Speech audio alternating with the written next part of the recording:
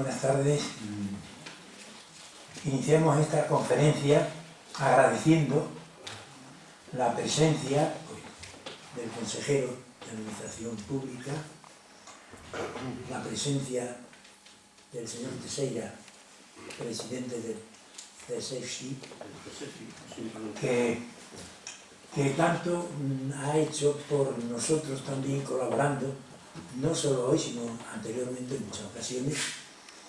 Lo agradecemos de corazón, además, porque desde el punto de vista de nuestro cariño, la económica Iberoamérica, y además me alegra mucho que se diga Iberoamérica en vez de Latinoamérica, que es una mistificación y un invento que han hecho los franceses para apropiarse de algo que no es suyo. Solo tenían la Guayana Francesa, la Martinica y poco más. Y agradecer al conferenciante, catedrático de la Universidad de Cantabria, don Juan María Alegre Ávila, que es extremeño. Así que ha venido con mucho gusto, es extremeño del norte. Claro. Bien, bienvenido, habéis entrado en vuestra casa, porque aunque somos pocos, pues el efecto multiplicador de la categoría de cada una de las personas que hay aquí hace que esté esto lleno, por lo menos lleno de buenas intenciones, de gente, de fuerza, de gente con interés por estas cosas. Y además, felicitar por la conferencia, porque creo que es un momento clave para hablar de la autonomía. Creo que así lo entendemos todos, hemos comentado eso en varias ocasiones. Y ya está, yo no tengo nada más que decir, sino que pase a presentar al conferenciante, nuestro querido amigo don Joaquín Teixeira. Bien, yo lo único que quiero es comentar, primero agradecer, siempre tenemos alguna actividad, contamos con la económica como representación social, ¿no? Porque en definitiva Aula Iberoamérica es una idea nueva que hemos establecido en el CSFI, de tal forma que lo que pretendemos es traer personas de renombre, alguien que realmente pueda aportar algo y conocimiento a los alumnos, es decir, es una oferta hecha para la Universidad de Extremadura en sus distintos centros, y en determinados casos, cuando el tema resulta más relevante para la sociedad, pues siempre tendremos que, a través de la Sociedad Económica Amigos del País, podemos proyectarlo en este sentido. El tema nos parecía súper interesante. El hecho de traer a Juan Manuel pues ha sido algo como un reencuentro, porque Juan Manuel y yo estudiamos juntos los primeros estudios, cuando se forma uno en EGB, en BUF, ahí en el Colegio Claret, en Don Benito, sufriendo los avatares de aquella época, ¿no? Entonces, hablando con él, en un encuentro que tuvimos, pues surgió la idea, y por eso pues estamos aquí precisamente para escuchar y ver las posibilidades que tiene, si realmente el Estado de la Autonomía tiene salida, es acorde, no es acorde, etc. Pero en cualquier caso, le cedo la palabra al consejero, que es la persona que realmente, de alguna manera, nos apoya en todo lo que son todas estas actividades del CSFI, y arrancamos de la mano de él y seguiremos de alguna manera unidos a la mano del consejero. Bueno, nada más, yo creo que se ha visto muy bien por parte del presidente de la Red Social Económica de Amigos del País, del director del CSFI, y agradecer a don Juan Manuel el esfuerzo que ha hecho de hacer doblete hoy en Extremadura, en su tierra, y aquí, como ha dicho don Francisco, en su casa. Y por mi parte también agradecer, por supuesto, a todos los presentes su asistencia. Bueno, vamos a bajarnos abajo, como han ordenado, ¿no? Queda ahí arriba el conferenciante presentador. Muy bien.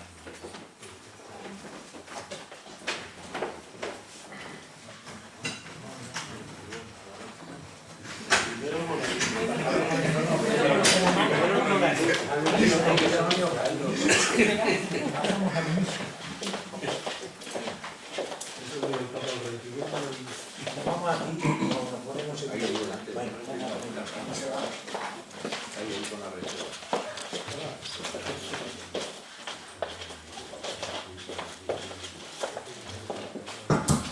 Bien, buenas tardes.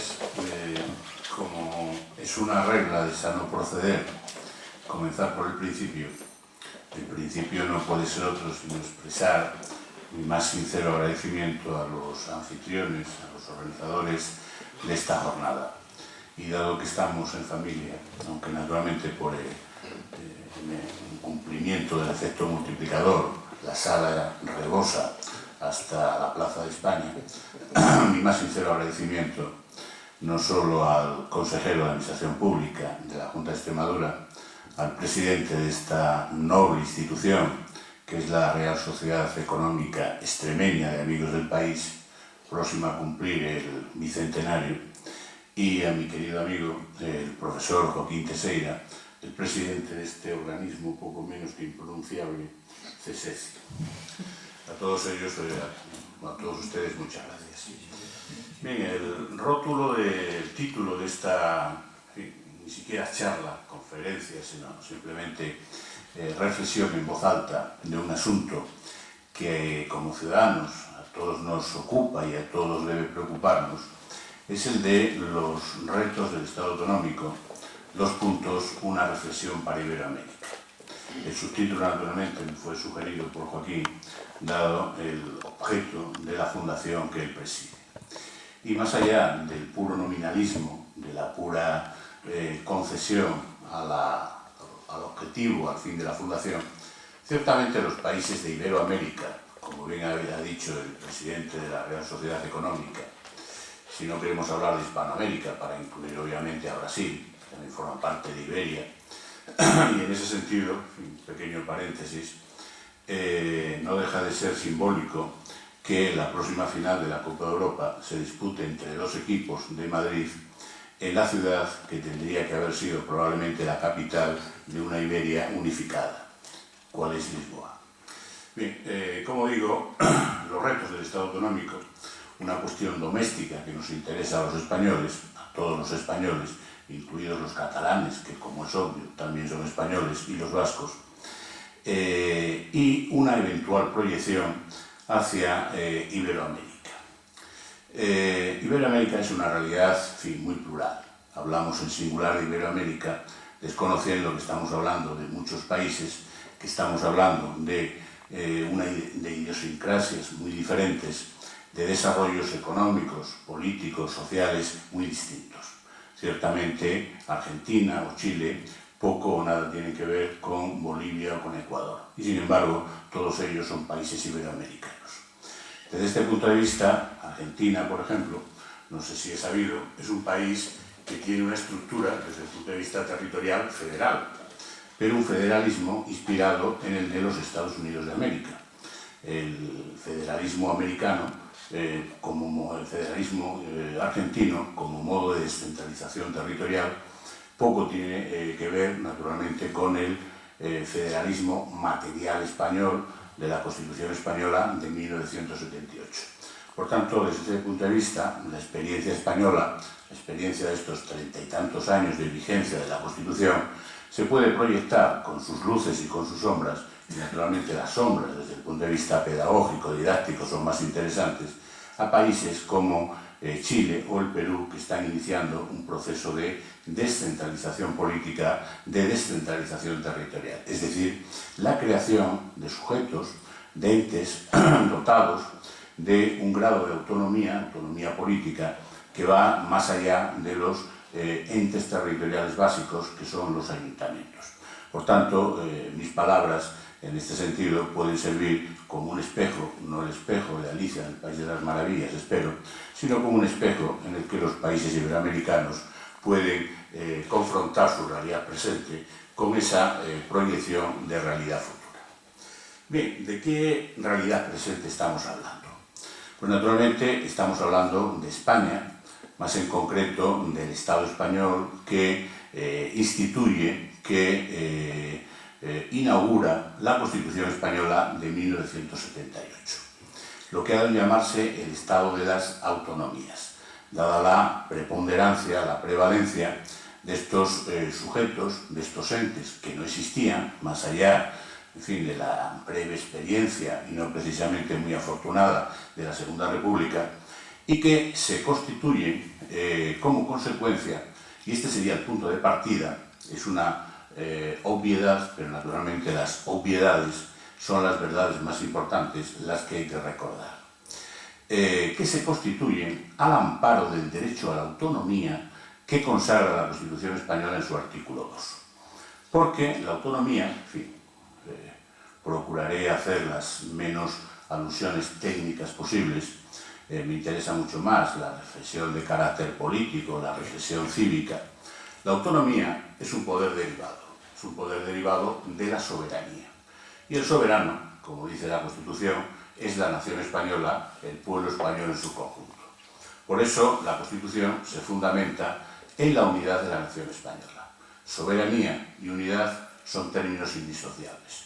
De la soberanía, de la unidad, deriva el reconocimiento, la consagración del derecho a la autonomía de esos sujetos que, por utilizar una expresión, un sintagma un tanto eufemístico, el artículo 2 de la Constitución llama nacionalidades y regiones. Por tanto, es el soberano, es la nación española, el poder constituyente, el que en ejercicio de su poder constituyente y a partir del principio básico de la unidad de la nación española, reconoce la autonomía de unos sujetos, el derecho a la autonomía, de unos sujetos que no existían, pero que se constituyeron al amparo del reconocimiento de ese derecho a la autonomía. Por tanto, este es el punto de partida. El soberano es la nación española, la Constitución se fundamenta en la unidad de la nación española. Y como derivación de la soberanía, del principio de unidad, la autonomía, como derecho reconocido, consagrado en la Constitución, otorgado en ese sentido por el constituyente, por la nación española, en el momento fundacional, en el momento constituyente, y que se plasma en la Constitución, en la creación de estos sujetos que no existían, llamadas las comunidades autónomas, y cuyo sustrato, cuya realidad política era el dar respuesta al afán de autogobierno de determinadas partes del territorio nacional. Naturalmente, en fin, esto da casi vergüenza, pudor decirlo en voz alta, el País Vasco y Cataluña. Incluso podríamos agregar Galicia, que aprobó un referéndum durante la Segunda República por el que el pueblo gallego ejercía su derecho a la autonomía al amparo de la Constitución Republicana de 1931. Este fue el sustrato político de la Constitución de 1978 desde el punto de vista del derecho a la autonomía. Dar respuesta a las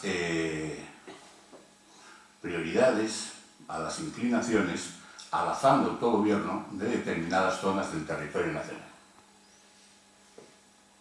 Fundamentalmente Cataluña, el problema catalán siempre ha sido un problema, enquistado en la realidad española a lo largo del siglo XX.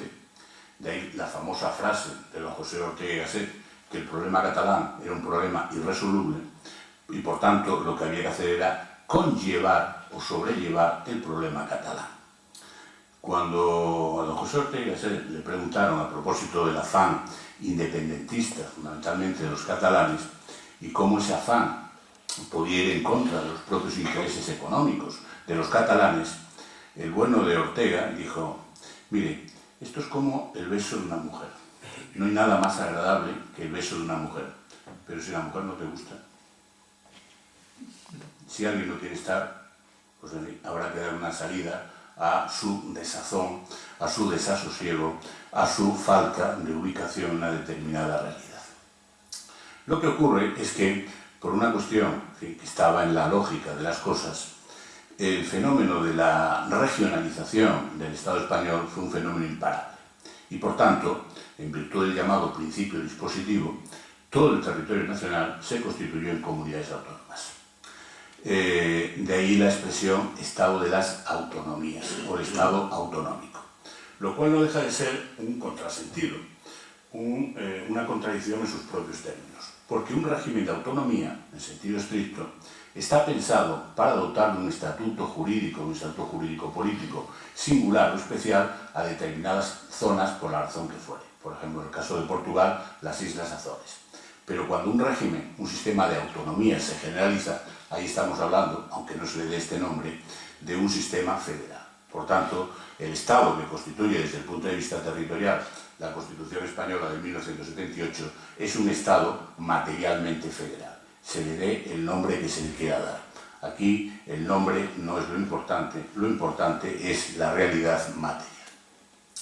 De ahí que, al hilo de esta crisis del Estado autonómico, pues en fin, intentos nominalistas de reformar la Constitución para plasmar el principio federal o incluso, contradicción sobre contradicción, un federalismo asimétrico. Esta propuesta viene de Cataluña y no sabemos si también del Partido Socialista Obrero Español, que nos ha manifestado expresamente en este sentido, pues no deja de ser sino una maniobra de carácter político puramente nominalista, pero que no afecta a la esencia, a la sustancia de las cosas. El Estado español de 1978, es un Estado materialmente federal. Solo que un Estado, como antes decía a propósito de la realidad iberoamericana, un Estado que plasma como una de sus opciones políticas fundamentales la Constitución de 1978, es decir, la descentralización política, la descentralización territorial, como dice el artículo 137 de la Constitución, el Estado se organiza territorialmente en municipios, provincias, islas y en las comunidades autónomas que se constituyen. Una cosa es el federalismo americano, en el que, sobre la base de estados soberanos, estos llegan a un acuerdo, de modo que la federación asume progresivamente poderes cada vez más importantes. Por tanto, acudiendo a un símil de la dinámica, estaríamos ante un proceso de centripetación. La federación asume poderes cada vez más importantes en detrimento de esos estados originarios, de esos estados soberanos. En cambio, en la realidad española, el fenómeno obedece a pretensiones, a razones radicalmente distintas. De un Estado unitario, de un Estado centralizado, como lo ha sido históricamente el Estado español en los 2 últimos siglos, y no solo durante el franquismo, naturalmente, con el breve periodo de la Segunda República, el modelo federal o la tendencia federalizante obedece a esta idea de descentralización, es decir, de repartir el poder político entre diversas instancias. El poder estatal, el poder central en sentido estricto, y estas entidades territoriales que asumen parte de los poderes que en un Estado centralizado asumía el Estado. Por tanto, cuando hablamos de federalismo, si atendemos a sus orígenes históricos, una cosa es el federalismo americano y otra cosa es el federalismo alemán, el federalismo austriaco, el federalismo suizo o este federalismo material español de la Constitución de 1978. Primera idea, por tanto, más allá del nombre, que esto es un puro nominalismo, esto nos remitiría a Guillermo de Ockham o a Duns Scoto en la Edad Media. Más allá del nombre que se le dé, el Estado español, en cuanto a su sustancia, desde el punto de vista de la organización territorial, es un Estado materialmente federal. Más aún, los poderes, el poder político de las comunidades autónomas españolas es muy superior al de los Länder alemanes, al de los estados de Alemania, que es un Estado federal. Incluso podría afirmarse superior, aunque esto con las debidas matizaciones, al de los estados federados americanos, al de los estados que integran la Federación Americana. Por tanto, las palabras de los políticos que como plañideras, me refiero a los nacionalistas, en el sentido de la recentralización, del encorsetamiento del autogobierno, desde un punto de vista constitucional y estatutario, pura y simplemente no obedecen a la realidad. Los poderes, el poder político de las comunidades autónomas españolas es muy superior al de los Länder alemanes, al de los Länder austriacos o al de los cantones suizos, y solo comparable al federalismo por antonomasia que es en los Estados Unidos de América. Por tanto, primera precisión. Segunda precisión. España, en estas últimas 3-4 décadas, ha sido pionera en muchas cosas. Ahí está el modelo de la transición española, que ha servido de referente para muchos países que han transitado desde regímenes autoritarios o dictatoriales hacia regímenes democráticos. El Estado español, naturalmente, el Estado que constituye y que organiza la Constitución de 1978, no surge en el vacío. Desde luego, el Estado, la Constitución de 1978, son producto de la historia. Y un Estado como el Estado español, la monarquía hispánica, que como mínimo tiene 5 siglos de historia, como mínimo, no hace falta remontarse a la España de los romanos, ni a Viriato, ni a la Edad Media, a pesar de, en fin, de las pretensiones de don Claudio Sánchez Albornoz a partir de la Reconquista, quedémonos simplemente con los últimos 5 siglos, uno de los estados más antiguos de Europa.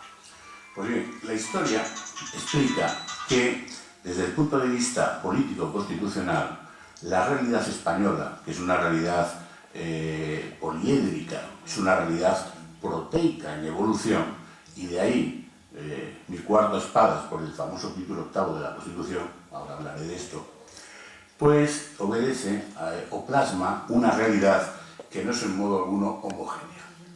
Porque ya se habla del Estado autonómico, ya se habla del Estado federal, en España, en el Estado español, hay 2 realidades muy singulares, que naturalmente son producto de la historia: Navarra y el País Vasco. El País Vasco, como sujeto político, Euskadi, como gustan de decir allí, o Euskadi Herria, que es otra expresión que está en el Estatuto del País Vasco del año 79, como sujeto político existe desde 1979. Lo que existían eran las provincias vascongadas. Pues bien, esta es la historia. Estos son las guerras carlistas. Esto tiene una fecha muy concreta. Cuando la disposición adicional primera de la Constitución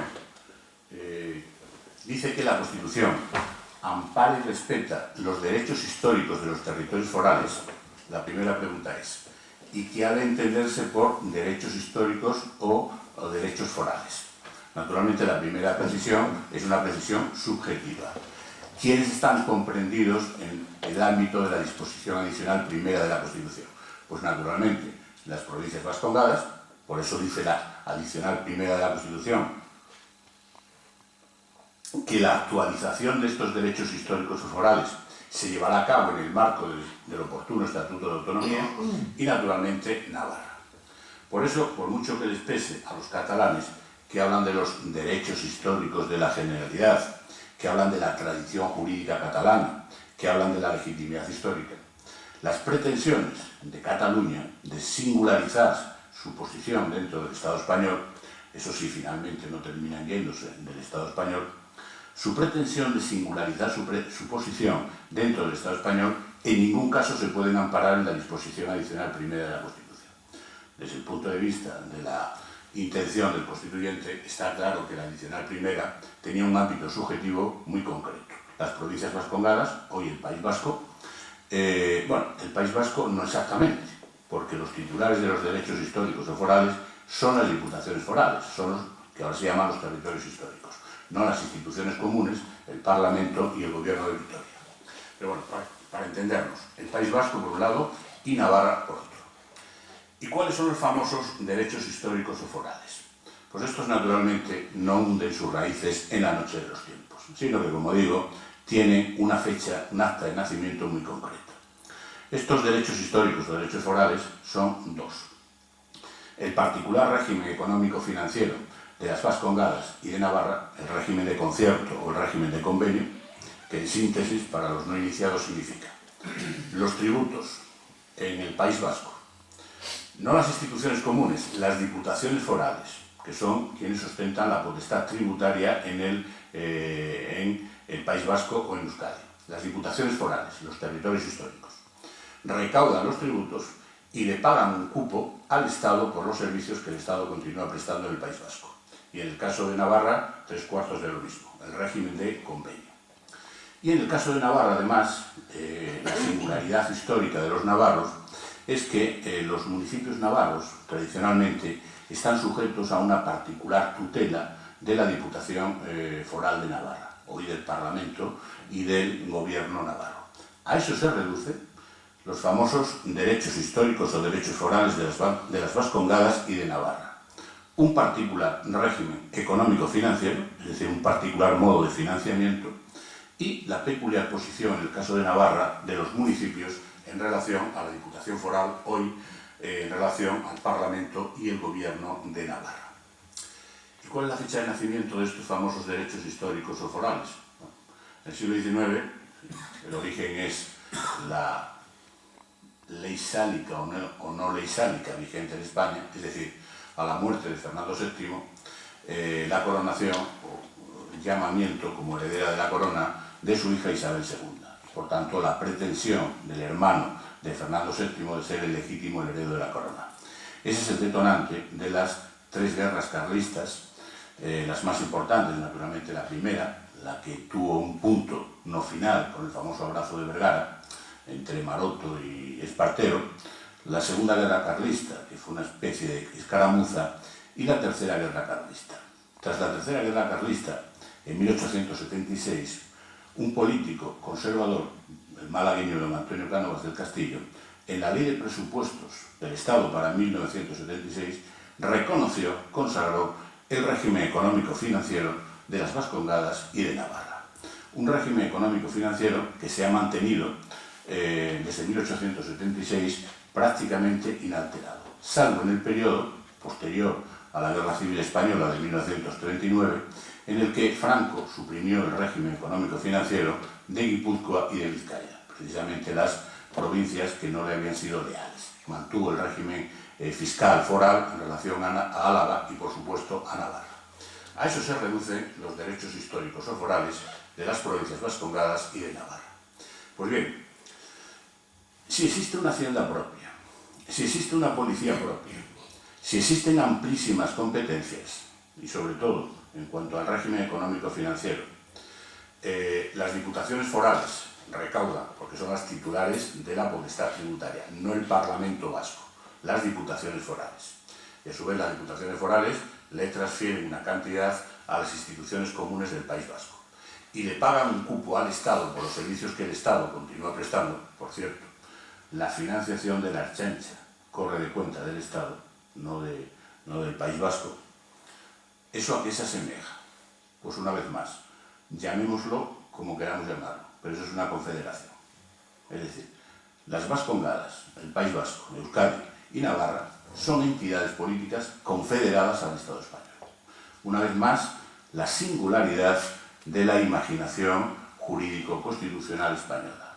Alumbramos la transición hace ahora algo menos de 4 décadas, hemos alumbrado un sistema de organización territorial al que hemos llamado eufemísticamente, aunque, insisto, es una contradicción en sus propios términos, Estado de las autonomías, pero que encubre en realidad una realidad materialmente federal con 2 componentes confederados, que son Navarra y el País Vasco. Naturalmente esta era la pretensión antes de la deriva soberanista desencadenada a partir del año 2010 de las autoridades, de los políticos de la Generalidad de Cataluña. Como naturalmente no podían aspirar a un régimen en cuanto a su denominación que se intitulara Régimen Económico-Financiero de Cataluña, pues había que acudir una vez más a un subterfugio lingüístico o nominalista, el famoso pacto fiscal. Pacto fiscal que, después de la sentencia del Tribunal Constitucional del año 2010 sobre el Estatuto de Cataluña del 2006, es decir, la reforma del Estatuto de Sau de 1979, ha derivado en lo que ha de llamarse el órdago, el reto soberanista de la Generalidad. ¿Qué decir respecto de este órdago, respecto de este reto, de esta deriva soberanista que el presidente Artur Mas y sus socios de coalición, los de Esquerra Republicana de Cataluña, han lanzado al Estado español? Pues, en primer lugar, lo que puede decirse, y con esto habría que prácticamente cerrar el argumento, es que naturalmente el futuro no está escrito.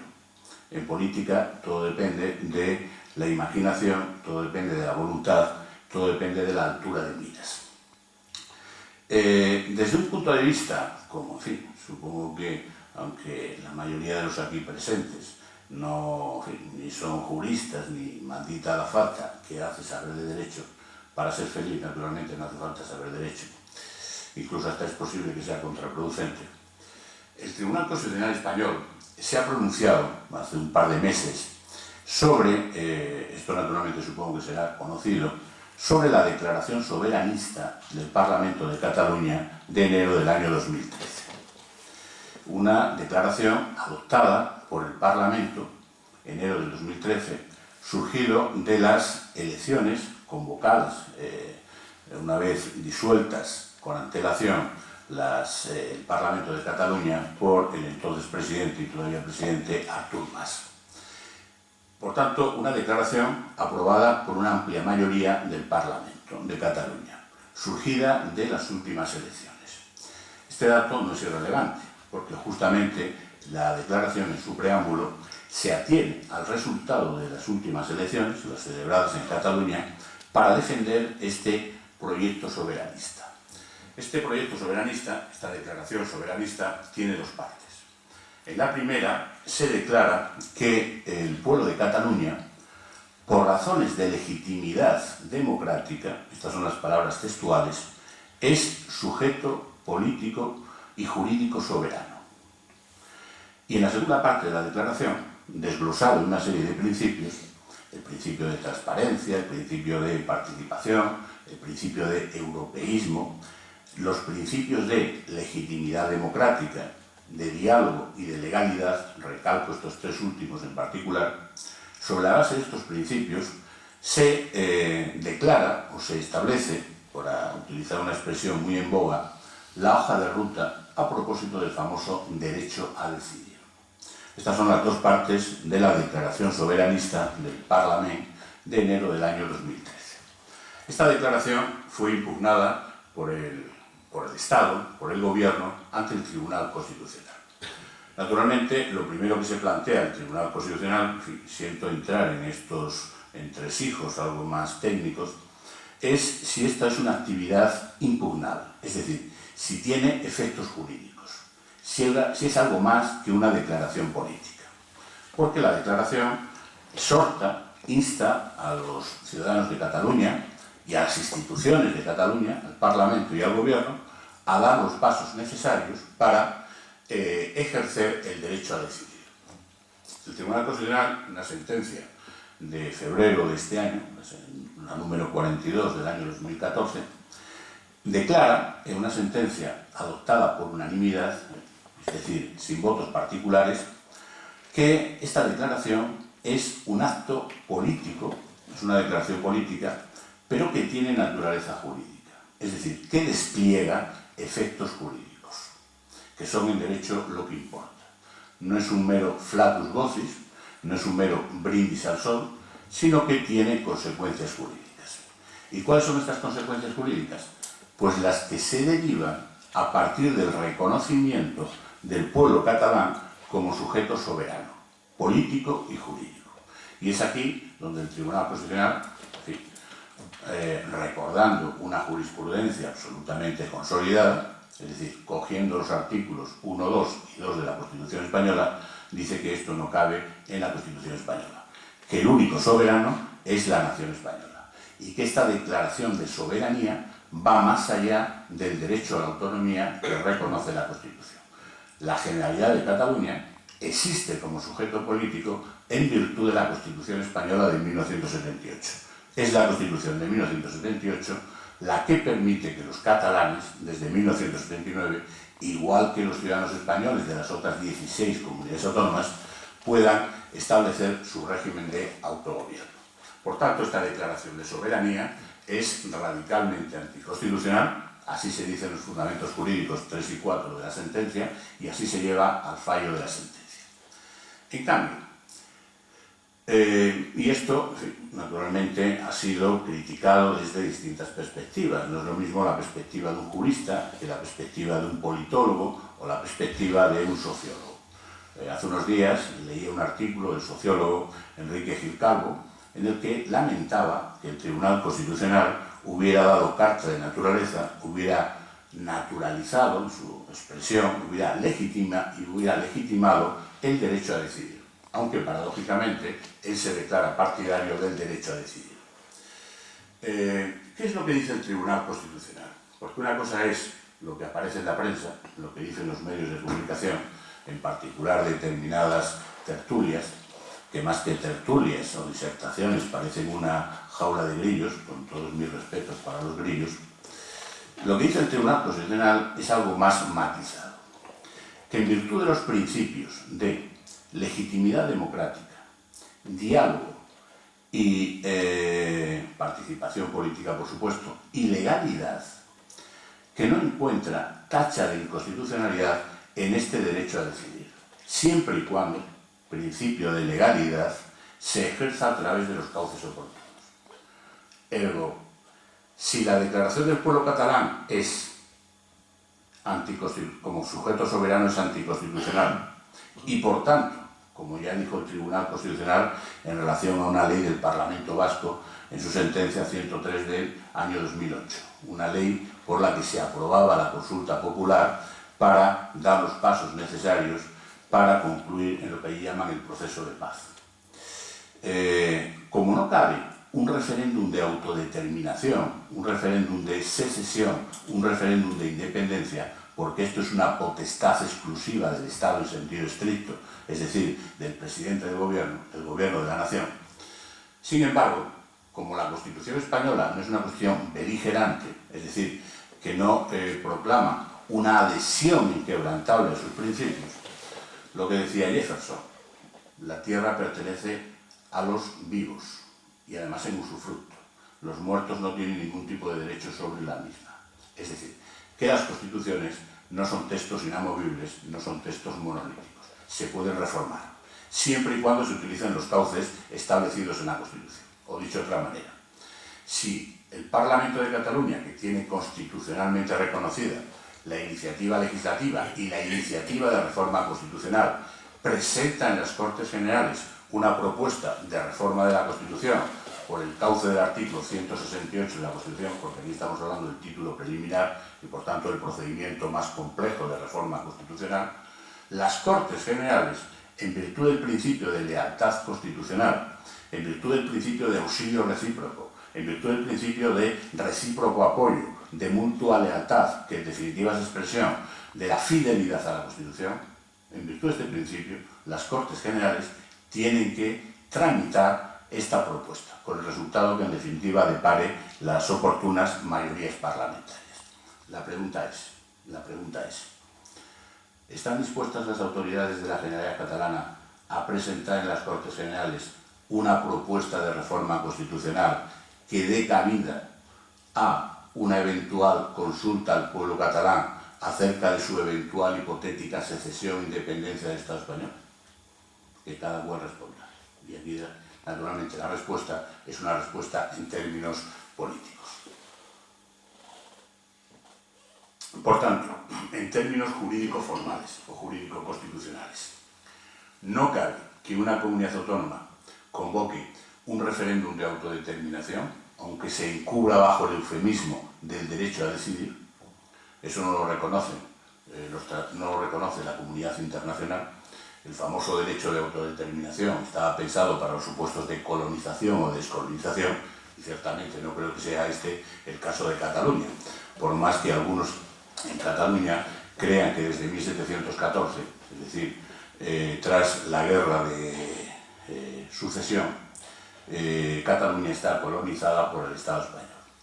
Por cierto, entre paréntesis, el famoso héroe catalán, señor Casanova, que no murió en 1714 y al que conmemoran los catalanes en la Diada, el 11 de septiembre de 1714, una vez que se recuperó de sus heridas, vivió durante largos años en los algodones de la monarquía borbónica como abogado de prestigio.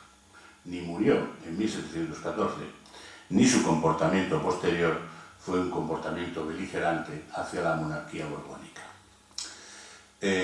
No cabe, por tanto, en términos jurídico-formales, la convocatoria por una comunidad autónoma de un referéndum de autodeterminación, de secesión o de independencia, y ahí hay que recordar, en todo caso, en fin, si se quiere utilizar los ejemplos del derecho comparado, que el Tribunal Supremo canadiense, a propósito del asunto de Quebec, en su sentencia de 1980, dejó establecido que, no solo para que fuera válido, sino legítima, un pronunciamiento acerca de la eventual secesión o independencia de una parte del territorio de un Estado, la participación tenía que ser suficientemente importante y la mayoría que se pronunciara sobre esa secesión, sobre esa independencia, tenía que ser igualmente una mayoría incuestionable.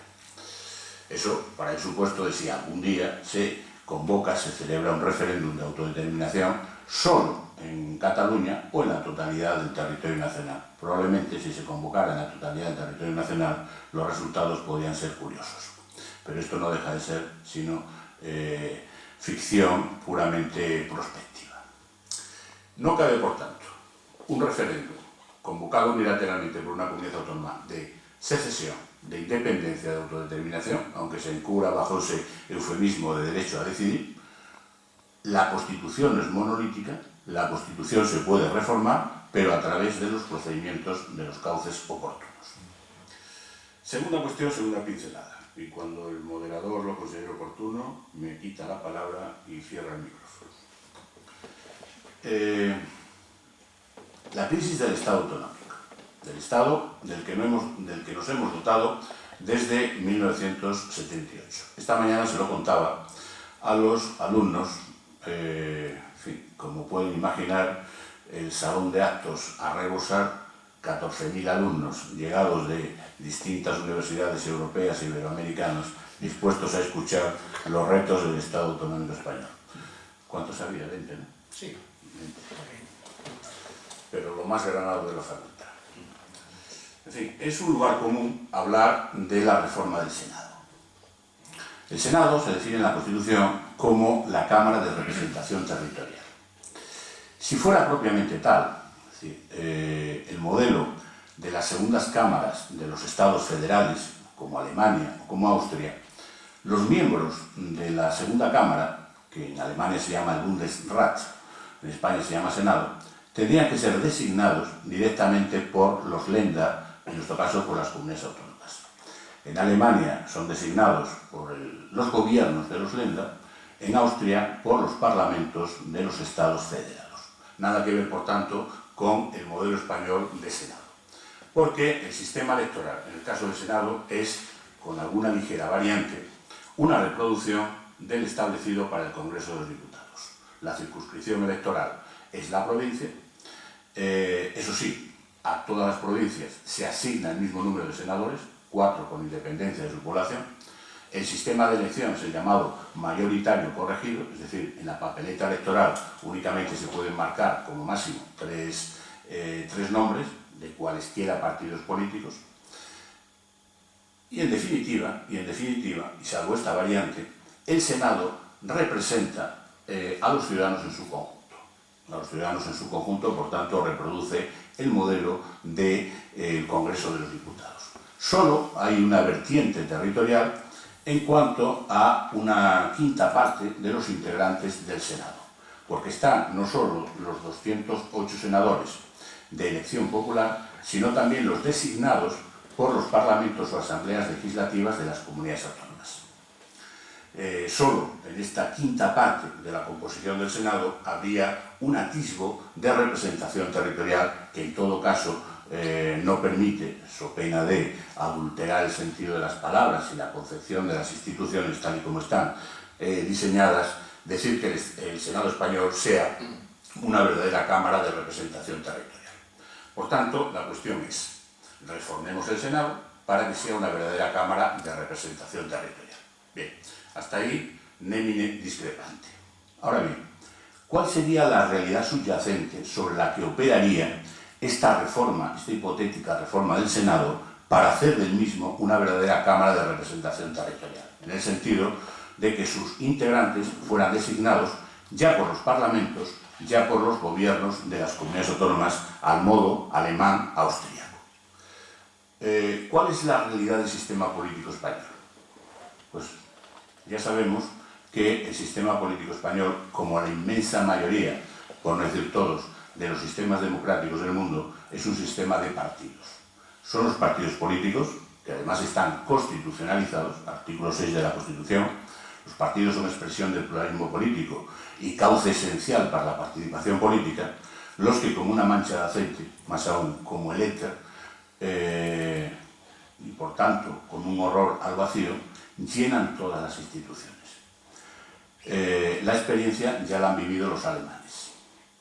En Alemania se intentó una reforma constitucional en el año 2006 para salir al paso del resultado que se había producido, porque el Bundesrat, designado, insisto, por los gobiernos de los Länder, de los estados federados, se había erigido en un contraparlamento, en un contraparlamento del Bundestag, la primera cámara, que es la que representa a todos los ciudadanos alemanes, el equivalente de nuestro Congreso de los Diputados.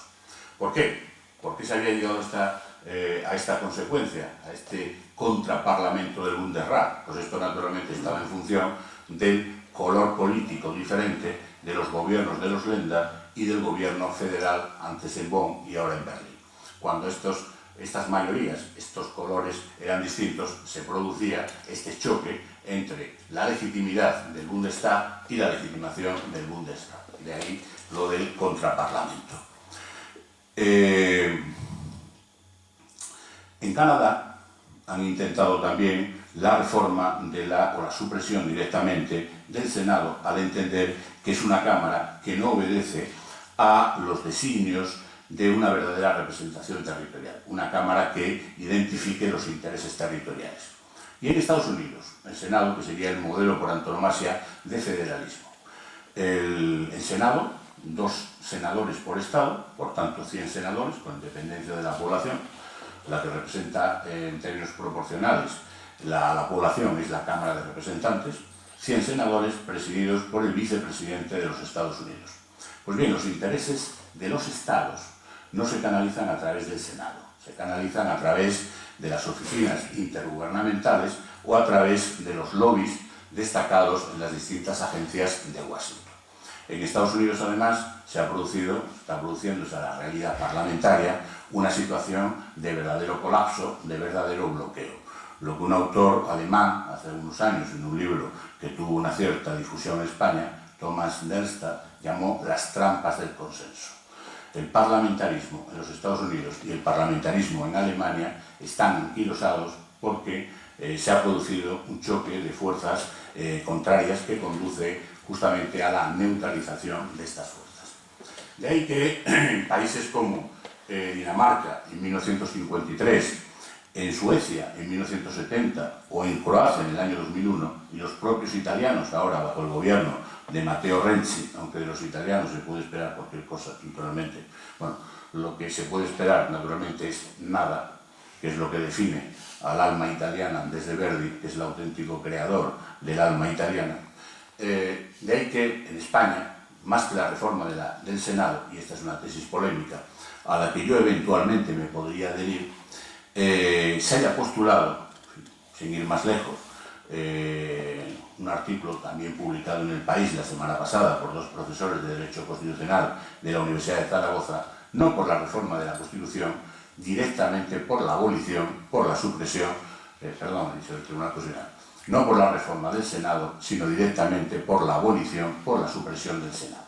La conclusión es que el Senado, como Cámara de Representación Territorial, no tiene ninguna virtualidad justamente porque falla el presupuesto de partida. Y el presupuesto de partida es el sistema de partidos. Si los partidos colonizan la entera realidad política e institucional, de nada nos sirve que nominalmente definamos al Senado como una Cámara de Representación Territorial. Y esto me lleva a algo de lo que no quería hacer abstracción, que está íntimamente ligado con el Estado autonómico y en general con la configuración del Estado en su conjunto. Decía Pedro Cruz Villalón, que es un catedrático de Derecho Constitucional, que fue magistrado y presidente del Tribunal Constitucional y hoy abogado general en el Tribunal de Justicia de Luxemburgo, que una Constitución, en referencia a la Constitución española, era fundamentalmente 3 cosas: un sistema de derechos fundamentales, una democracia representativa y un sistema de autonomías territoriales. Estas serían las 3 decisiones fundamentales de una Constitución. La tercera, en fin, siquiera sea a uña de caballo, ya hemos dicho algo al respecto. ¿Qué es una democracia representativa? Pues naturalmente un sistema electoral. El sistema electoral español actualmente se regula en una ley orgánica de 1985, la LOREG, la Ley Orgánica del Régimen Electoral General, que trae causa de un decreto ley aprobado antes de la aprobación de la Constitución y sobre cuya base se convocaron las primeras elecciones democráticas desde febrero de 1936, el decreto ley electoral de marzo de 1977. Las decisiones electorales de la actual LOREG provienen del decreto ley electoral de 1977. Bien, son recurrentes las apelaciones, en fin, esto naturalmente hay que insertarlo en el contexto. ¿Cuál es el contexto? Naturalmente un sistema de partidos. Naturalmente una profunda y brutal crisis económico-financiera e incluso una crisis institucional, social, moral, de ética pública. Naturalmente hay que insertarlo en el contexto en el que vivimos, la Unión Europea y más allá de la Unión Europea, la globalización o la mundialización. Hay que insertarlo en el contexto de la preponderancia de los mercados financieros. Todo esto lo doy por supuesto. La expresión de una democracia representativa es un sistema electoral. El sistema electoral, como digo, plasmado, desarrollado normativamente en la LOREG de 1985, tiene sus decisiones fundamentales en la propia Constitución, a propósito del Congreso de los Diputados y a propósito del Senado. Como digo, son frecuentes las apelaciones a que el sistema electoral español, estoy hablando del Congreso de los Diputados, que es la Cámara representativa por antonomasia, pero el modelo es el mismo que en el caso de los parlamentos autonómicos y que los ayuntamientos o corporaciones locales, que el sistema electoral español no es representativo, porque favorece a los partidos más votados. Aunque el modo de elección de los diputados es el modo proporcional, es decir, se asignan los escaños en juego en cada circunscripción electoral en proporción a los votos obtenidos por cada candidatura, el sistema proporcional transido por el método D'Hondt, por cierto, este método o regla D'Hondt, de minúscula apóstrofe H-O-N-D-T, era el nombre de un matemático y profesor de Derecho Civil belga, Victor D'Hondt, que ideó esta fórmula para resolver el problema de todo sistema proporcional. El problema de los sistemas proporcionales es el de los restos, dado que normalmente las divisiones nunca serán exactas. Ese es el problema de todo sistema proporcional. E ideó una fórmula, hay otras como el de Sennlegge, que se utiliza en los países nórdicos, que es similar al método D'Hondt, aunque con una perspectiva distinta, favorecer, de acuerdo a la idiosincrasia de los nórdicos, a los partidos intermedios, no a los partidos pequeños, ni a los partidos grandes, sino a los partidos intermedios.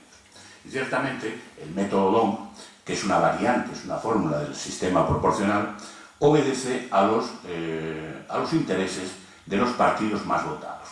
De ahí que sobre todo en las circunscripciones en las que se elige un escaso número de diputados, el sistema tiende a ser, que formalmente es proporcional, tiende a ser mayoritario, o tendencialmente mayoritario. Es decir, en buen número de las 50 circunscripciones provinciales españolas, por decirlo en términos coloquiales, el pescado está vendido antes de las votaciones. Ya se sabe cuáles van a ser los resultados de las elecciones en la inmensa mayoría de las circunscripciones electorales, es decir, el reparto entre los dos grandes partidos nacionales. Por tanto, la proporcionalidad solo juega en las circunscripciones en las que se elige un número alto o relativamente alto de diputados, Madrid, Barcelona o las grandes circunscripciones. Y sobre todo, el tema recurrente, las famosas listas cerradas y bloqueadas. Bien, convengamos por principio en que el sistema electoral español, el Congreso de los Diputados, está integrado por 350 diputados. La Constitución establece una horquilla entre 300 y 400. Es la LOREG la que establece este número de 350. Por tanto, un número relativamente bajo de diputados, comparado desde luego con otros parlamentos de nuestro entorno europeo, pues ciertamente un número reducido. De ahí que a menor número de diputados, menor juego del principio de proporcionalidad. Pero sobre todo, la queja se dirige hacia el carácter cerrado y bloqueado de las listas electorales. El sufragio, el derecho de voto, se ejerce mediante la elección de una papeleta sin posibilidad de introducir cambios, tachaduras o enmiendas. la papeleta de la elección del elector se introduce en el sobre que pone el Congreso de los Diputados y el presidente de la mesa lo introduce en la correspondiente. Bien, convengamos en que el sistema electoral español para el Congreso de los Diputados, pero insisto, es el mismo que para los parlamentos autonómicos y para los ayuntamientos, no es excesivamente representativo. Es decir, que en un buen número de circunscripciones electorales la proporcionalidad es más nominal que otra cosa. Pero es que no todo sistema electoral obedece o tiene como finalidad la prosecución del principio de representatividad. En todo régimen parlamentario, que se basa en la confianza del gobierno, del Parlamento en el gobierno, hay otra finalidad no menos loable, que es garantizar la estabilidad gubernamental. ¿Cuál fue el designio del Decreto Ley Electoral del 77 y en su continuación de la Ley de la LOREG de 1985? Evitar la excesiva presencia de partidos políticos en el Congreso de los Diputados, para garantizar justamente la formación de mayorías parlamentarias sólidas y, en consecuencia, de gobiernos estables. Pero al mismo tiempo, y paradójicamente, aunque una paradoja es una contradicción aparente, el sistema electoral español, en el caso del Congreso de los Diputados, dado que la barrera electoral, que en España se cifra en el 3%, se establece por referencia a cada circunscripción electoral y no por referencia a la totalidad nacional, como en el caso de Alemania, que está además en el 5%, favorece la presencia en el Congreso de los Diputados de los partidos nacionalistas, es decir, de aquellas formaciones políticas cuyo respaldo electoral, cuyo respaldo social en definitiva, se concentra en determinadas partes del territorio nacional.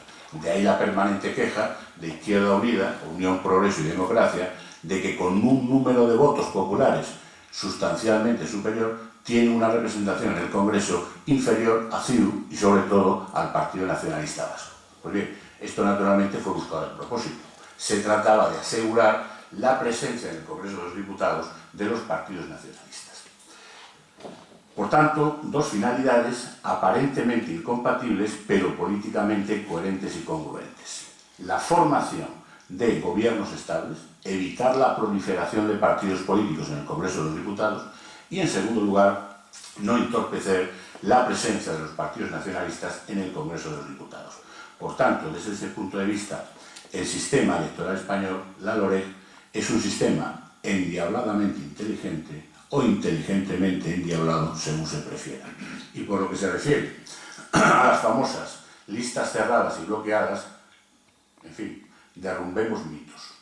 Supuesto que esto técnicamente se puede hacer, y para eso, naturalmente, sería mejor reformar la Constitución, de manera que en lugar de circunscripciones electorales, es decir, plurinominales en las que se elige a una pluralidad de diputados, se estableciera como en el régimen, como en el Reino Unido, distritos uninominales, de manera que el candidato tuviera que pelear el voto con cada elector, sería preferible esta opción. Pero si mantenemos la circunscripción electoral en la provincia, es decir, ¿quién conoce a los candidatos? Más allá del cabeza de lista. Y sobre todo, si se permitiera, a través del desbloqueo de las listas electorales, de manera que el elector pudiera configurar la candidatura electoral, ¿a qué nos conduciría? Ciertamente, un sistema de partidos conduce pues en fin, a lo que estamos viendo, a la corrupción, a la elefantiasis de las burocracias partidistas, al financiamiento irregular de los partidos políticos. Pero ¿cuál sería la alternativa? ¿Quién financiaría a esos candidatos al margen de los partidos políticos? Pues naturalmente los lobbies. Y es preferible que el respaldo lo tengan los partidos políticos, que a fin de cuentas tienen un respaldo constitucional, que no intereses espurios bajo socapa de abrir las listas electorales.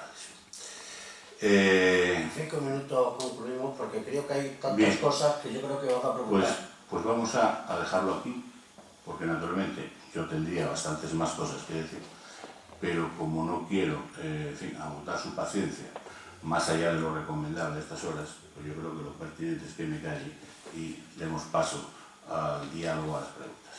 Muy bien.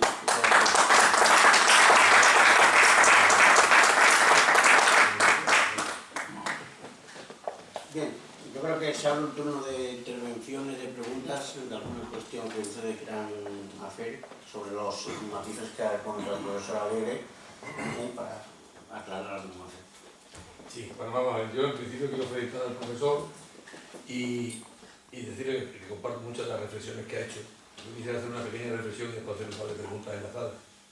En principio yo creo que hay demasiada pedagogía en todo lo que se habla del tema pasión de catalanes, como lo llama Carlos Herrera, que también podemos hablar del tema pasión de vasco, y llamar las cosas por su nombre de una vez por todas. Es decir, que lo que Cataluña está haciendo con eso de decir que es una consulta no es ni más ni menos que un movimiento de traición, porque ellos renunciaron en el momento que votaron la Constitución y se les concedió el Estatuto de Autonomía, renunciaron al intento de soberanía. Si esto es así, en el momento que se está provocando un movimiento de traición y un movimiento de sedición del pueblo catalán sobre las instituciones españolas, creo que el gobierno está obligado a cercenarlo con cualquier medio de su alcance. Es decir, con cualquier medio, digo con cualquier medio. No elimino ninguno. Eso en primer lugar. Y en segundo lugar, el Senado nunca va a ser reformado, porque no interesa. Porque ese es el pesebre de Tragaldaba y estamos agradecidos de muchos políticos.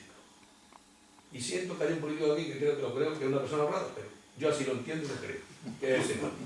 Es la excepción. Para mí no va a existir una reforma del Senado.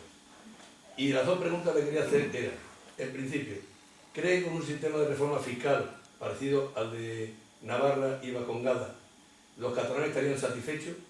Nunca inferior, no, si no, no lo estarían. Y la segunda es, ¿qué dice o qué matiz tiene la propuesta de Rubalcaba y sus orquestantes que están continuamente hablando de un país federal, de una España federal, con relación al Estado autonómico? Porque es que no he visto si hay algún matiz que lo diferencie.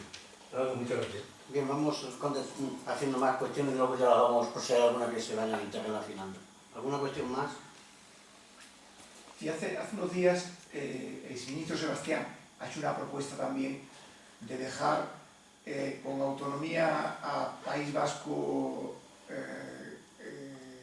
Cataluña y no sé si también Galicia. Y Navarra, por razones históricas.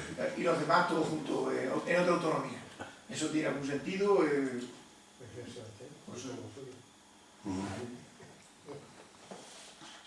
Yo no es una pregunta. Yo me quería, me parece la conferencia muy interesante, muy rigurosa, muy actual, muy profunda. Y entonces, si esta mañana había 20 heroicos alumnos, y estamos 7 y el bombo, que es Paco Pedraja concretamente, aquí pasa algo. Porque en Extremadura lo sabemos todo, entonces no sé a qué viene el profesor Alegre, porque no sabemos todo para qué. Porque estamos todos enfermos de apatía, o lo siento, profesor Estrella, o tienen ustedes el impronunciable Saixeci que revisar sus capacidades organizativas, porque esto es una gran pena que no se haya conocido mucho más. No hay ninguna pregunta. Sí. No, Yo tengo como... ¿Sí? Más.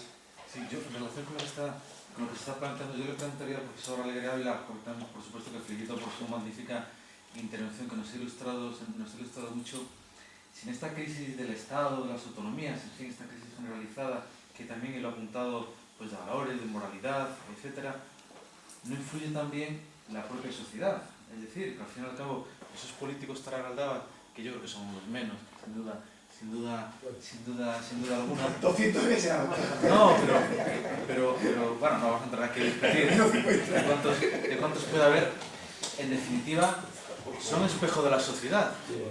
Es decir, que tenemos los políticos y los gestores públicos que la sociedad quiere que estén ahí. Entonces, que también hila por lo que decía nuestro acompañante, es decir, 20 personas esta mañana. Hoy estamos aquí poquitas, pero vamos, que no solo las cosas organizativas del CSECI, sino que son en general. Nosotros que nos movemos en el mundo universitario sabemos que estas cosas suceden, pero sí es verdad, es decir, desde la perspectiva del profesor Alegre Ávila, ¿qué se puede hacer? Es decir, ¿qué se puede hacer precisamente para que no ya nosotros, sino las futuras generaciones, bueno, por eso también algo más en serio, algo tan importante como es el Estado? No sé si me he expresado bien en esta pregunta, exposición, defensa. Profesor Pedraja.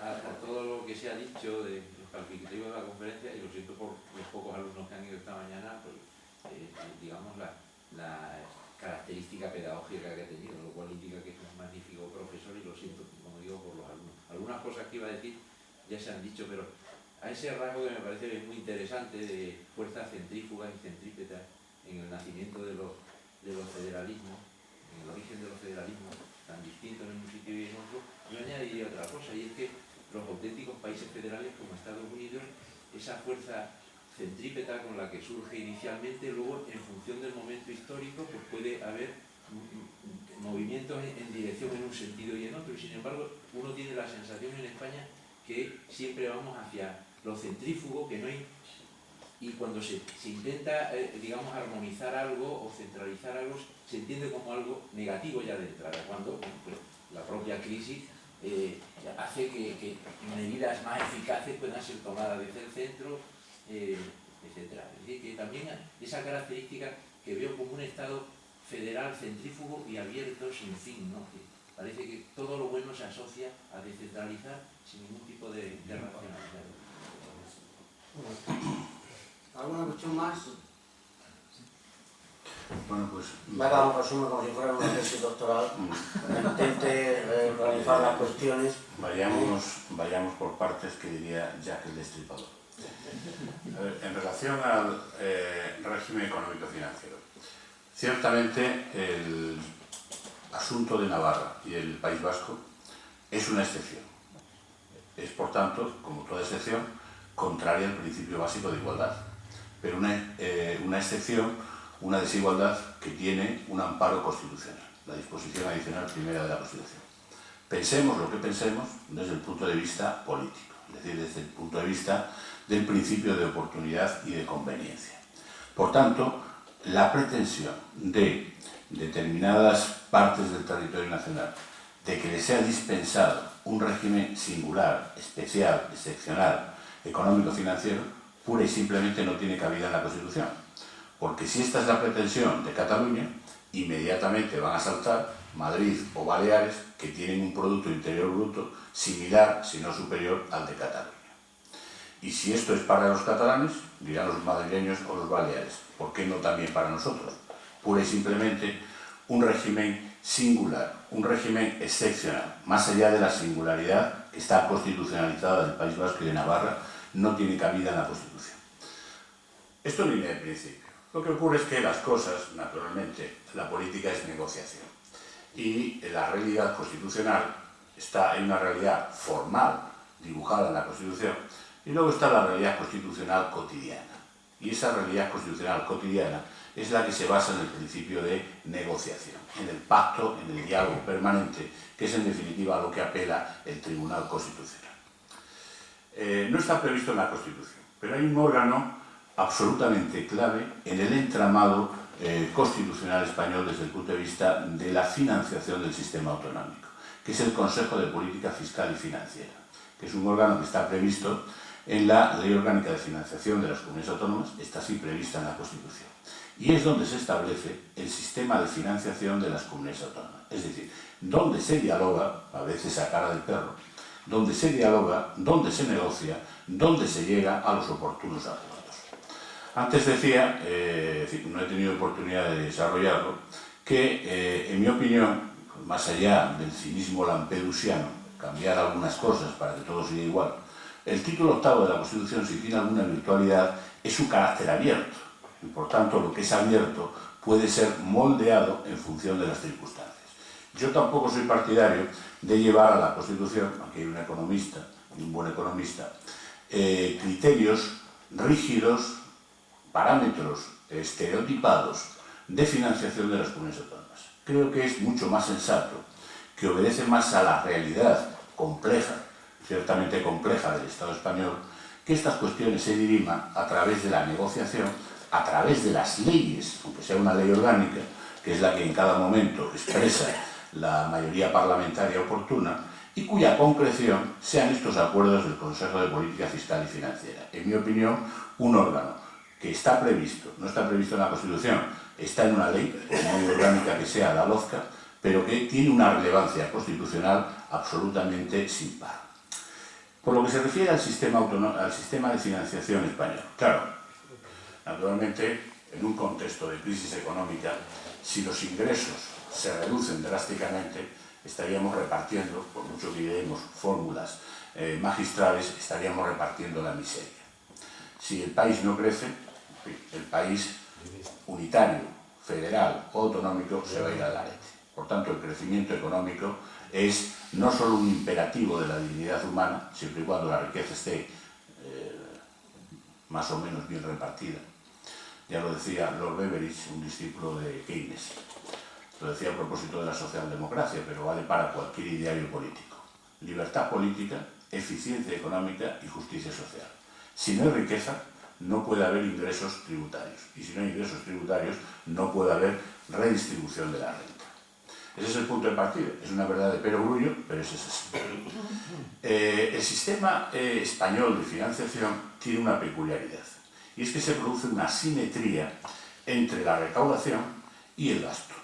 La recaudación, a pesar de los impuestos debidos a las comunidades autónomas, patrimonio, sucesiones y donaciones, transmisiones patrimoniales, un tramo de renta o de el IVA.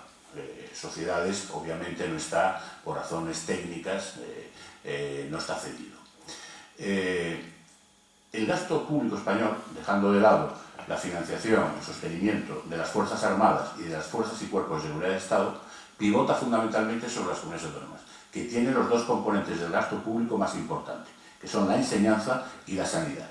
¿Cuál es la imagen pública? Recauda el Estado, pero gastan las comunidades autónomas. ¿Eso a qué conduce? A la imagen de irresponsabilidad fiscal de las comunidades autónomas. Bueno, pues incluso desde el punto de vista de la imagen, eso no es malo, porque le permite al Estado mantener el resorte para garantizar un mínimo principio de unidad.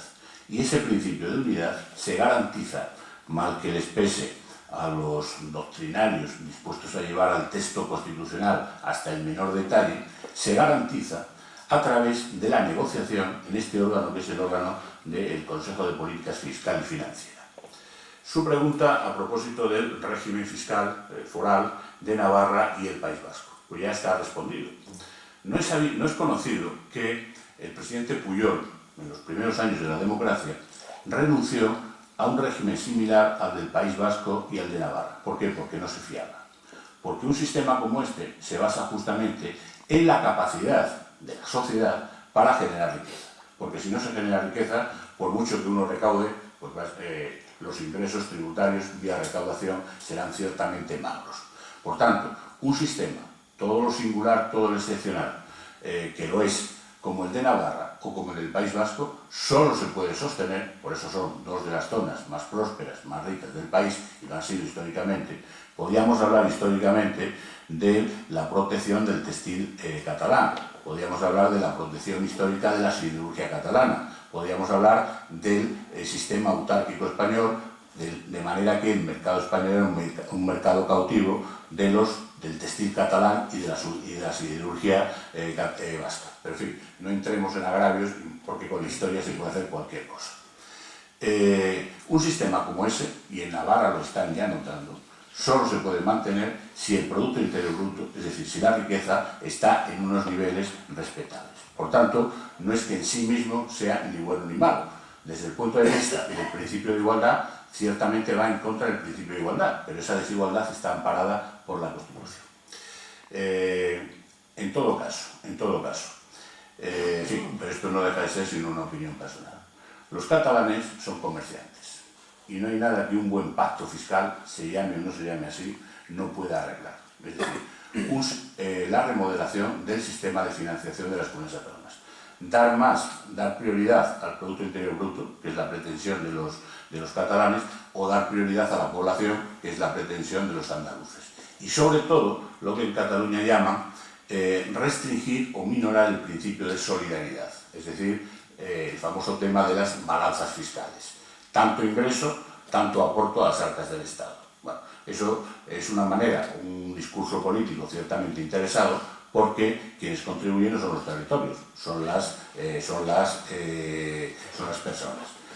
En todo caso, en fin, si nos ponemos en plan demagógico y populista, ya me gustaría a mí ver la declaración de la renta de todos esos patriotas catalanes que se manifiestan en la plaza de Sant Jaume, porque en definitiva el Producto Interior Bruto de Cataluña, como el del País Vasco, como el de Andalucía, no lo aportan fundamentalmente los funcionarios, eso sí, que tenemos una nómina y sabemos lo que tenemos que contribuir, sino las grandes multinacionales, es decir, en el caso de Cataluña, Endesa, Gas Natural o la Caixa.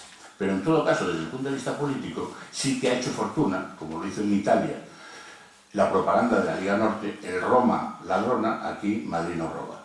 Si eso cala en el discurso político, buena gana publicar balanzas fiscales, buena gana argumentar en términos de puro raciocinio. Eso ha calado y por tanto eso es muy difícil de contrarrestar. La segunda, ¿cuál era? La mía. No, yo hablaba la pregunta era concretamente esa, y la segunda era la diferencia entre autonomía o el federalismo ninguna. Desde el punto de vista conceptual, ninguna.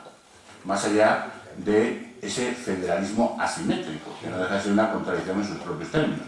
Pero eso sí, eso es, en definitiva, la desigualdad, su expresión extrema sería esta propuesta del exministro Sebastián, que es en lo que está pensando mucha gente. Pero mucha gente lo que le reprocha a la Constitución es que haya permitido la generalización del mapa autonómico. Es decir, había que dar respuesta a dos problemas, Cataluña, el País Vasco, eventualmente a un tercero, Galicia, pero a partir de ahí, abierta esa espita, naturalmente la generalización del mapa autonómico era irreversible. Y de hecho, en relación a lo que apuntaba el profesor Pedraja, ciertamente, porque después de 40 años o 36 años de régimen dictatorial o autoritario, el profesor Juan José Liz hablaba del franquismo como un régimen autoritario no dictatorial, más allá del nominalismo, la recuperación de las libertades democráticas se vinculó, y no tenía por qué haber sido así, a la descentralización territorial. Si uno repasa ahora los textos, en fin, doctrinales, no ya textos políticos, textos doctrinales, de finales de los 70 y primeros 80, se verá cómo había una conexión, una asociación casi inescindible entre la democracia y la descentralización territorial. No tiene por qué. La descentralización territorial, con carácter general, es una técnica para mejorar la prestación de servicios públicos. En el caso español era la necesidad de dar respuesta a dos problemas muy concretos. Muchas personas, muchos autores que entonces hablaban de que la recuperación de las libertades democráticas era consustancial a la descentralización territorial del Estado español, hoy se están lamentando. O incluso asistimos a espectáculos como integrantes de la famosa Comisión Enterría, la comisión de expertos sobre cuyas conclusiones se asentaron los pactos autonómicos y el proyecto de Loapa, que luego el Tribunal Constitucional descalificó, como los profesores Tomás Ramón Fernández o Santiago Muñoz Machado, que formaban parte de la Comisión Enterría, 30 años después denosten el título octavo de la Constitución con propuestas como la de suprimir las comunidades autónomas pluriprovinciales. Es muy difícil dar marcha atrás. ¿Sí? Una cosa es no ir y otra cosa es volver cuando ya se ha ido. O, en fin, el replanteamiento, en fin, yo no he entrado, pues una cuestión más técnica, desde el punto de vista competencial. En fin, me callo aquí. Había una cuestión más, aparte de la... Sí, bueno, hay que agradecer a... Y por lo que se refiere a la intervención del consejero, pues obviamente, en fin, con carácter general, agradecer los elogios que los intervinientes han podido expresar. En concreto, la cuestión era la relativa a la sociedad. Ese es el problema fundamental. Es decir, los políticos no nacen en el vacío, son producto de la sociedad. Sí, de una manera indirecta, me gustaría traer a colación el contraste, en fin, y esto no, que no vaya en demérito, en fin, que no es ninguna alusión personal, entre el panorama del Congreso de los Diputados en 1977, primeras elecciones democráticas, y el panorama actual, por no hablar de los parlamentos autonómicos. En 1977, justamente después de esas 3-4 décadas sin democracia, había un afán de democracia. El Congreso de los Diputados estaba lleno de profesionales de prestigio. En fin, esto es muy humano, pasa el tiempo, la gente se desencanta. En este país, pues, en fin, el triunfo del PSOE fue saludado con gran alborozo en el año 82, 6 años después hubo una huelga general en diciembre de 1988, una terrible huelga general que torció en buena medida la política del entonces gobierno González. Pasa el tiempo, las razones personales ciertamente son estimables, son plausibles, pero ¿qué ha ocurrido? Pues lo que ha ocurrido es que la procesión, con honrosas excepciones, el consejero es un profesor universitario, se ha vuelto el reino de los profesionales de la política.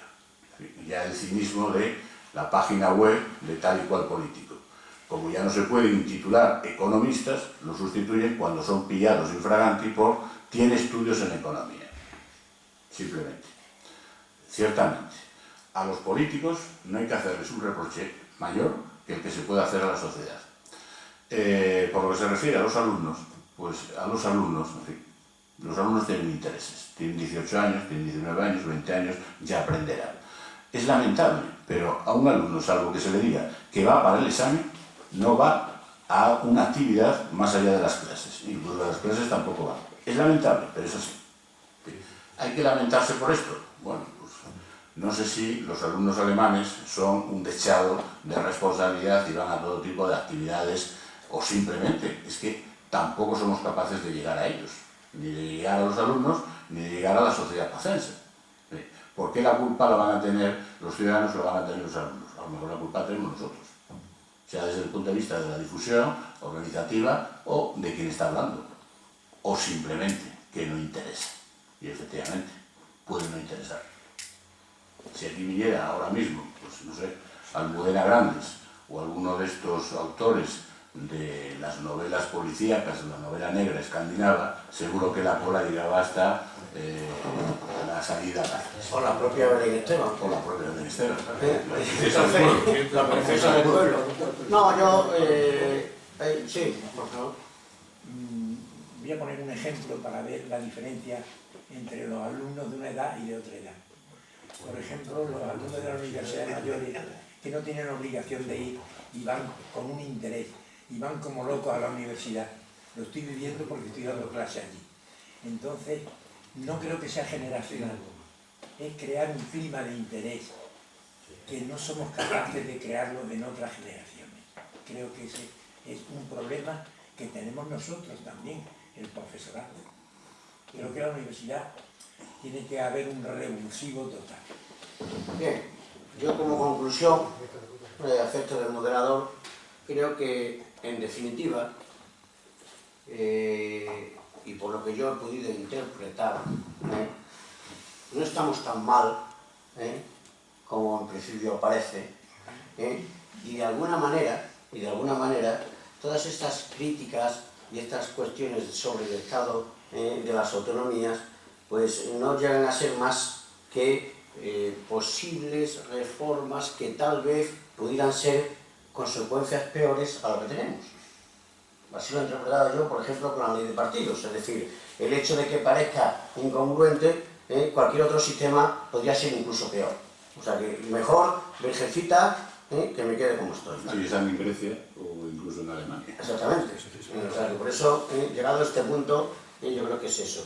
El tema, yo creo, por lo que respecta a la pregunta tal de la organización, etcétera, etcétera, por alusión, el CSF va a seguir trabajando. Es decir, si vienen 4, vienen 10, vienen 20, yo hoy me siento mucho más satisfecho con menos personas que en algunas otras en las que el 50% o el 60% viene, lo que suele decir la juventud ahora, al postureo. Es decir, probablemente si hubiéramos traído a alguien que probablemente tenga otro tipo de nombre, más popular, más político, más eso, a esto estaría lleno. Nosotros hemos hecho lo que corresponde hacer en nuestro trabajo.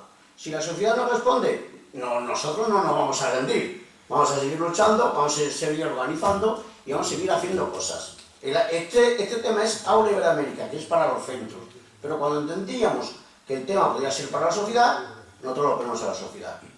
Asumimos los posibles errores que podían ser de comunicación, pero bueno, hemos estado también en la radio, en directo, ha salido todo en medios de comunicación. Luego, no eres tan interesante, lo siento.